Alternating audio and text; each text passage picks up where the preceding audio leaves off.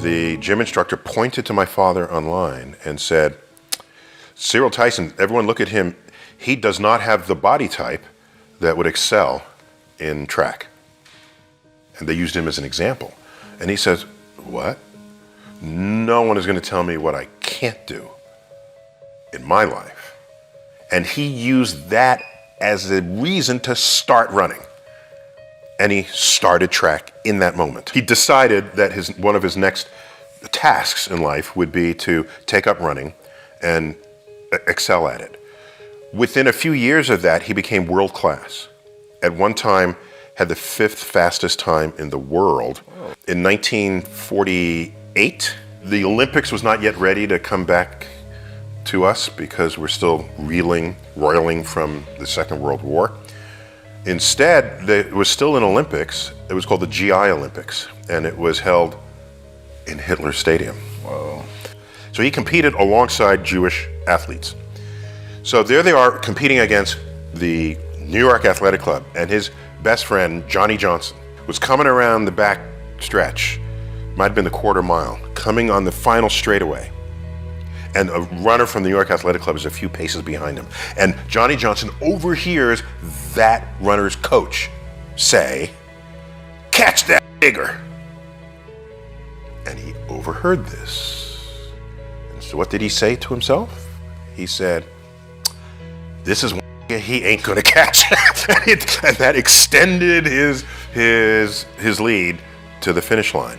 At the end of the day, what matters is for who and what you become in life. For me, at least, was what level of wisdom did he glean in his life and then successfully communicate to me, either by example or by just explicit statement. And that combination of those two means of delivery had some important impacts. We live in a very fractured world today. I don't know if it's the most fractured ever, but what is clear is that the internet has enabled, and social media have enabled people to tribalize. You might go your whole life without ever finding another person who thinks the earth is flat. You go online and you see them all. So you have ways to say why you are different from other people.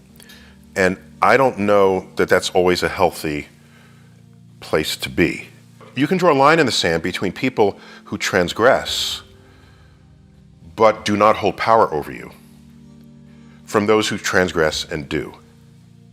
So the coach who said, catch that nigger, he doesn't have power over Johnny Johnson unless you allow him to. This is a famous quote from Martin Luther King. You can only be ridden if your back is bent.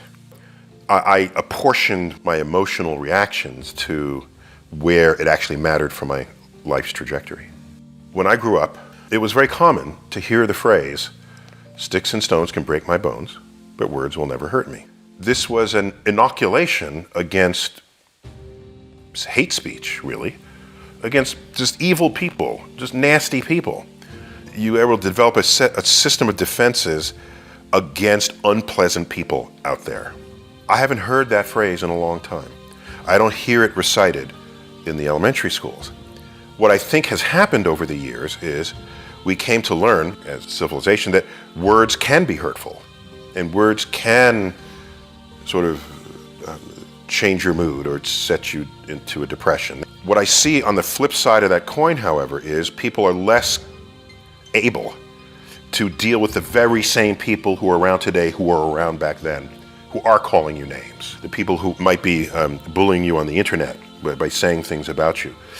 I don't know that we have how to defend against that now other than seeing a counselor for your emotional state. I can say from the era in which I grew up, I don't give a rat's ass what you say to me, okay? Unless you are between me and some goal, then I'll have to navigate that some way. So now what do I need to do because you're in my way? Do I dig under you, go around you, leap over you? You got to navigate it. I think high school, that's where you learn how to deal with difficult people. There's not a single high school movie that doesn't show the angst of the cliques that have formed and what the relationships are that they have to one another. It's this microcosm of real stuff that goes on in the real world. There are beautiful people and they will get jobs you're not going to get, okay? There are people who are nasty. You're going to have to navigate them. There are people who you cannot interact with for whatever reason or another. They're going to be in the cubicle next to you in your workplace. So I think we undervalue the total social pot that people are tossed into in their high school experience. For me, what I do for the public is almost 80+% of it is driven by duty, not by ambition. Because I can do something, and if I can do it better than others, and it's for a greater good in society, I would be irresponsible if I did not. That many people look for meaning in life. And I'm thinking to myself, you have more power than that. You have the power to create meaning in your life rather than passively look for it. So for me, I create the meaning. And meaning to me is, do I know more about the world today than I did yesterday? That enhances meaning for me. And if that accumulates and accrues daily, in a month you know way more than you did than just that day later, so that you continue to grow. No one ever told me that I had to search for meaning in life to begin with. So that was never even a part of me. My first question of me wasn't, where do I find meaning? It was, how do I create meaning? And that started early teens. School, they view you as this empty vessel that they pour information in, and you test it over here, you get a high grade, you're praised. You might even give the commencement speech. Is that who become the shakers and movers of the world? I can tell you this, if Einstein were here and we're talking with Einstein, we could talk to him for hours and hours and hours. And you know what question will never come out of our mouths? Is, what college did you go to? I want to go to that same college. I bet most of your people who've sat in this chair, it's not about what college they went to. It's about their own initiative, their own drive, their own ambitions, their own curiosity. That is not taught in school, sadly. School should, as a minimum, preserve that curiosity for you. If you lost some of it, because it's not going to be in all of us, put it back in. So that when you graduate school, you can give literal meaning to the word commencement. Commencement means beginning. It doesn't mean ending. And so you leave school and you say to yourself, I now know how to learn. I now have a curiosity of all things I have yet to be exposed to. And I will now become a lifelong learner. I'm a scientist, raised Catholic, but started drifting when I was like in third grade. None of it was making much sense to me. There were no decisions made in the house that referenced the Bible or God or Jesus or anything. So in that sense, decision making was secular and rationally informed. And I thank my parents for that. I valued that as someone being raised by them, because it meant if something didn't make sense, they'd, well, do it because I said so. Well, that's not a rational reply to your child. They would have the reason for it, and then we discuss the reasons. Early on, as I became more visible, I'd get letters, and people would ask about God. And I don't know much about God, so my early letters were, well, science is, and religion is that, and I can't help you any further. But then I thought to myself, that's not fair to the person who wrote the question. They're coming from a place, some religious tradition, whatever that tradition is, and if I'm receiving that letter, there's a contract, an implicit contract between me and the person who's seeking my guidance, my wisdom, my insights.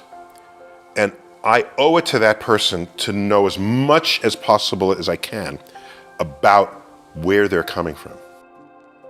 I read things that take me to places where other people think. If I'm an educator, I want to know that. Because when you're speaking to me and I have some understanding of you, I can navigate your receptors for learning. In this book, one of what took me a year to answer one of the questions. It was a Jewish woman. Okay, she's Orthodox, she's really religious, she got a 10-year-old son, going to Hebrew school, he's on the autism spectrum, and he says, by the way, one day he came home and said he doesn't believe in God. And he thinks Bible stories can't possibly be true. And she asks him, how did you come to think this? And he said, cosmos. I was like, okay, so I'm in deep now. Okay, should I read further? Where is this going to go? This can only end badly, I'm saying to myself. And it turned out she was very open. She said, I don't want to make him believe things that might not be true. He respects you. I know that, and I thank you for that. But sometimes I have my doubts too about these stories in the Bible. So I just don't know, can science and God coexist? And I just want to be a good parent. I want to teach you how to think about the world. And then you say, I have a new way to understand the world. And you just run off. You don't even look back, because a new level of hunger has descended upon you. And methods and tools to feed that hunger are now accessible to you. So my impact would be that others are impacted and they don't even remember that I had something to do with it. On my tombstone, I want the epitaph, be ashamed to die until you have scored some victory for humanity. You want the world to be, any of us, I think, should want the world to be a little better off for you having lived in it. That doesn't mean people praising you, no, not even about that. So what do you have to give with no expectation of return?